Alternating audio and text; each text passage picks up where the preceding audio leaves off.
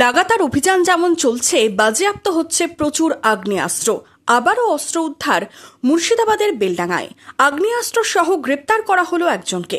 Police সূত্রে জানা গেছে, গোপন সূত্রে খবর পেয়ে মাঝরাতে অভিযান চালায় পুলিশের পেট্রোলিং ভ্যান।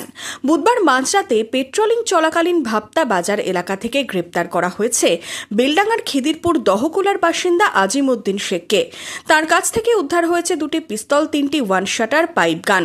উদ্ধার হয়েছে 2টি ম্যাগাজিন, 3 রাউন্ড গুলি। দায়ের হয়েছে মামলা। বেলডাঙার এসডিপিও উত্তম করায় বৃহস্পতিবার সাংবাদিক বৈঠক করে জানান, ওই ব্যক্তির নামে আগেও অপরাধমূলক কাজের রেকর্ড রয়েছে। অপরাধের উদ্দেশ্যেই রওনা দিচ্ছিলেন ওই ব্যক্তি। এদিন অভিযুক্তকে আদালতে পেশ করা হবে।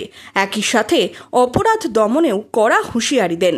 আপনারা যদি এই মাসের ফিগার দেখেন, আগস্ট মাসে টোটাল 20টির মতো আগ্নেয়াস্ত্র, 32টি আপনার হচ্ছে যে সকেট বোম এবং 33 রাউন্ড গুলি আমরা রিকভারি করি। আমাদের আর্মসের বিরুদ্ধে আমাদের পুলিশিং জারি আছে এবং আমরা চেষ্টা করছি যত আর্মস আছে, আমি আগেও বলেছি আপনাদের চ্যানেলের মাধ্যমে, যারা যারা ক্রিমিনাল আছে তাদের কাছে যা আর্মস আছে আমরা বের করবো, এবং যারা ক্রিমিনাল আছে তারা কেউ বাইরে থাকবে না, তারা জেলের মধ্যেই থাকবে।